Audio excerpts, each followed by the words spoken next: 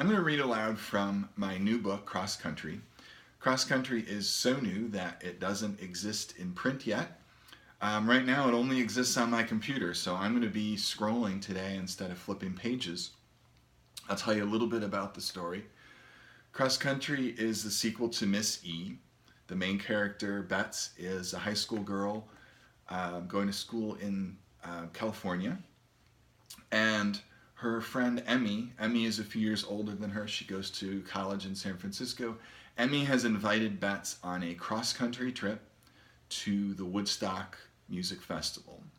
So the section I'm going to read takes place about halfway through the book, and Bets and Emmy are on their way to Woodstock. They're really kind of in the middle of nowhere. They are traveling in a Volkswagen camper, and Bets goes into town and discovers a whole bunch of people watching TV, and she realizes that the Apollo astronauts are landing on the moon. She knows that this was coming up, but has kind of forgotten about when it was happening, and discovers that it's happening right now, and she's kind of caught between, do I watch it on TV, or do I run back and tell Emmy and bring her back here? So she rushes back to where they have parked their VW camper in hopes of getting to Emmy in time and getting back so that they can watch this event on TV. I got back just as the last light was fading from the sky. Emmy was still off at the edge of the field we'd parked in. I called out to her in a voice that was too soft to get her attention. I called again, louder, not wanting to interrupt her, but desperately needing to tell her the news. Emmy stood and ran toward me. I remembered, for one brief second, the way she ran toward me in City Hall that day in San Francisco, but I pushed the memory away and brought myself back to the present. "The moon!" I shouted. "We landed on the moon! They're going to walk on it!" Emmy had reached me in a whirl, her hair and dress flowing out behind her. She was as confused as I must have looked back in town, and I did my best to fill her in between excited gasps for breath. "It's cool, Bets," she said in a calm voice. "Well, tune in, it's cool." I tried to absorb some of Emmy's calm and make it my own, but it was impossible. Emmy opened the passenger side of the VW, and I followed close behind, expecting her to slide over to the driver's side so I could hop in after her. Instead, she stopped with her feet still on the ground, and I nearly lost my balance, trying not to run into the back of her. She leaned into the VW and turned on the radio. A blast of music came out the open door, but she quickly changed the station. There were bursts of static, separated by snips of voice or music, as Emmy turned the radio dial and scanned through the stations. She paused at a couple, listening for a second, then moved on. Finally, she found it, and I heard the same static voices I'd heard on the TV in town. Emmy adjusted the dial, losing the station for a second, and then tuning it in perfectly, so that the voices seemed like they were right there with us in the VW. Columbia, this is Houston. 1 minute and 30 seconds to LOS. All systems go. Over. Columbia, thank you. Stay where you are for a minute, Neil. Okay, need a little slack? You need more slack, Buzz? No, hold it, just a minute. Okay. I had no idea what they were talking about, but we were listening to voices from another world. I looked at Emmy, and she just looked back and smiled.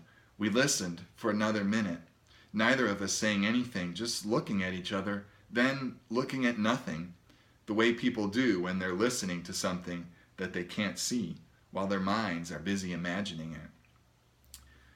"We might be able to make it back to town in time, Bets," Emmy said with a smile, "but watching from here is better." Her eyes shifted up toward the sky, and she giggled a little.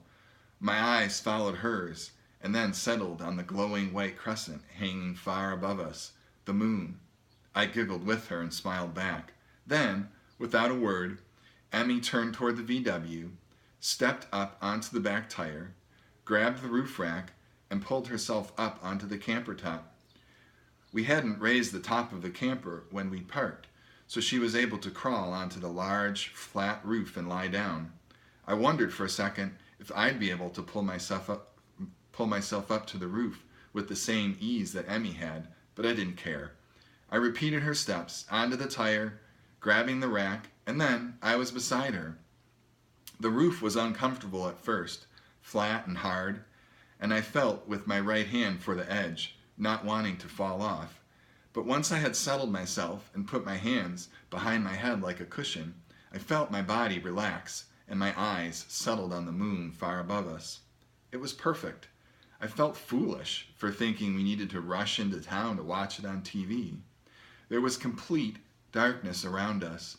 The only light came from the stars and the moon above us. The voices on the radio drifted out the open door and filled the night. I felt Emmy's hand brush mine, and I reached out to hold it. My mind relaxed. I knew I couldn't possibly see the astronauts just by looking at the moon up in the sky, but I was overwhelmed by the sensation of hearing their voices on the radio while I was looking up at the new world they were exploring. Roger, we copy. It takes a pretty good little jump. Okay. I'm at the foot of the ladder. There was silence on the radio, but we were still listening, knowing that the silence we were hearing was coming from far, far above us. I'm going to step off the limb now. That's one small step for man, one giant leap for mankind. And just like that, people from Earth had walked on the moon. Emmy and I lay there, listening to the voices on the radio and watching as the moon traced its path across the sky. It was a path it had followed every night since forever, but tonight it would be moving through the sky with 2 passengers on it. We listened long into the night.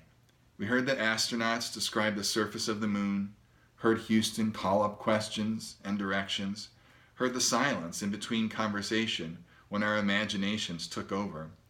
At some point, my thoughts drifted back to Earth and everything that had been on my mind for weeks, for months. Our trip across the country, and Seth, the war, my father. Somehow, all of that seemed a little less important. How could it matter now? We had walked on the moon. No, that wasn't right. It did matter. And it was just as important as it was an hour ago or a month ago. The difference was that all those things were now happening in a world where people had figured out a way to send astronauts to the moon. And if we could do that, if we could send people all the way to the moon, then anything was possible. Our trip across the country, that's easy. We've gone to the moon. Ending the war in Vietnam? Of course, we've gone to the moon. My father, well, that was different.